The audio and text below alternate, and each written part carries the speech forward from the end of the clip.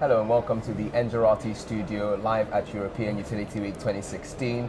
My name is Ade and today I'm joined by Allan Connolly, CEO of Aclara. Allan, how are you doing? Addy, I'm great. Thanks for having me on the show. There's been a lot of activity at the Aclara booth. What's the feedback been like? What are some of the key takeaways you're getting?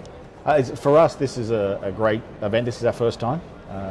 Aclara's purchased a lot of businesses in the last 12 months, and we hadn't really had a chance to be at the European Utility Week conference in the past. So for us, it's a learning experience. Met a lot of people from other parts of the world we don't normally see in our sort of North American home. But also interested that a lot of the sort of trends in the industry are the same, regardless of the geography. Dealing with much more complex grids and much harder to run utilities is sort of a unique theme we're seeing. Okay, and before going into too much detail there, I was just wondering, for the benefits of whoever's listening into this interview now, just give us a bit about your journey, where you've come from and how you've ended up as CEO at Aclara. Okay, like yourself, Eddie, I'm an engineer by background.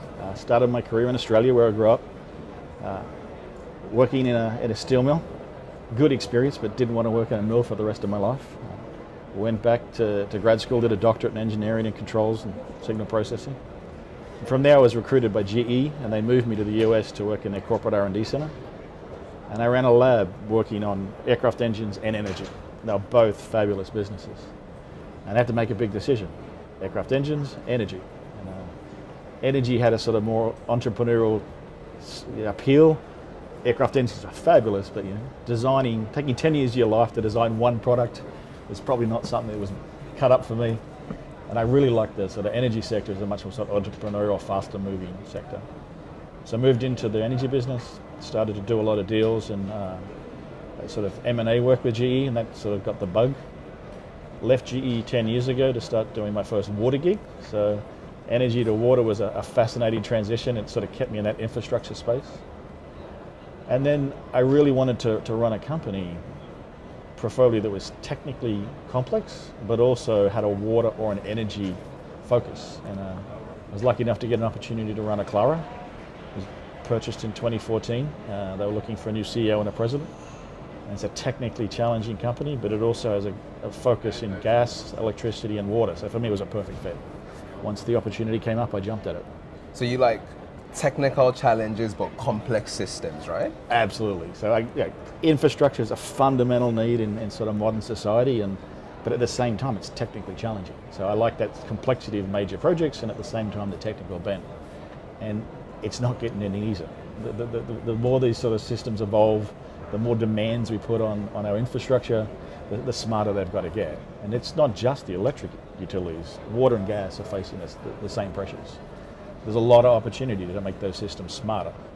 Tell me about the acquisition strategy at Aclara. Yeah. Look, my thinking is that it reflects your entrepreneurial spirit and your almost ongoing battle to stop, prevent something from ending, just, expanding and creating new opportunities. It's a great question. We don't view ourselves as a meter company or a communications company. Aclara came into this industry back in the 80s from a communications sort of systems perspective and saw the sort of challenges that you had to solve to help a utility run their network. So our view's always been slightly different, and as the industries have become more and more complex, we saw an opportunity to provide a much more cohesive solution to the industry. If you think about it, we put these incredibly complex communication systems into a utilities area, and then people only want to read a meter with it. And it's just a waste of an obvious investment. And we saw it as an opportunity to provide much richer sensors and analytical software to really provide real information to a utility in real time to help them actually run the grid versus just send a bill. And that's really the history of Aclara. We're focused on what we call becoming a smart infrastructure solutions provider, and that is robust, secure communication systems that provide actionable data.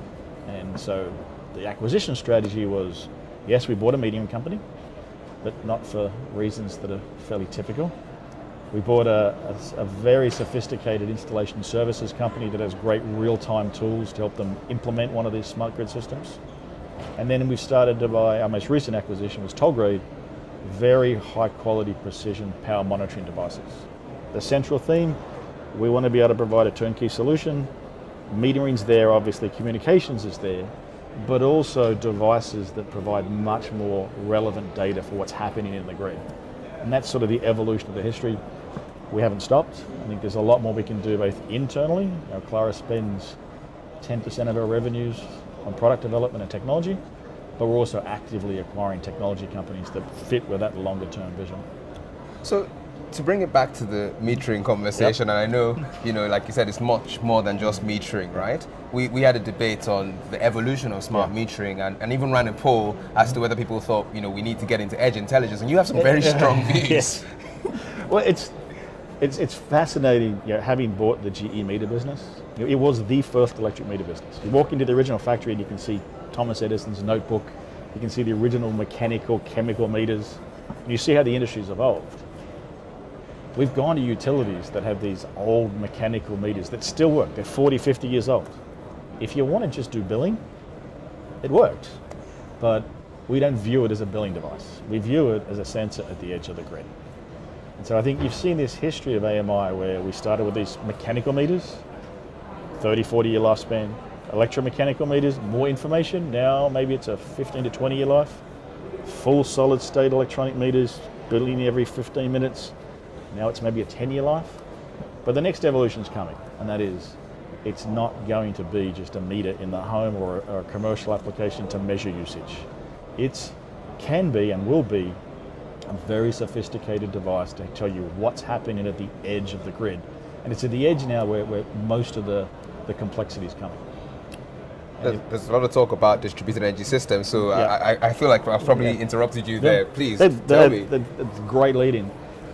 As you look at how the sort of power grid in particular has evolved, you've got a lot more photovoltaic, a lot more wind, and it's only going to increase. The economics of PV, the economics of wind are continually displacing traditional power generation. This year was the first year where there was more distributed energy than coal. The fact that we displaced coal globally with distributed energy is an amazing concept. But that's obviously had amazing environmental benefits, but it brings with it incredible complexities.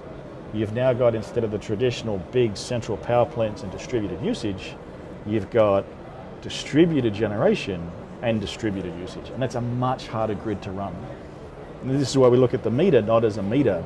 We look at it as that device we now really need to tell us what's happening, where and when, so you can help a utility decide where am I going to dispatch power, where are my problem points going to be, how do I actually manage this much more complex grid? That's what we view a meter as, and that's the evolution of the company. How do I put that infrastructure in place to help a utility deal with that complexity?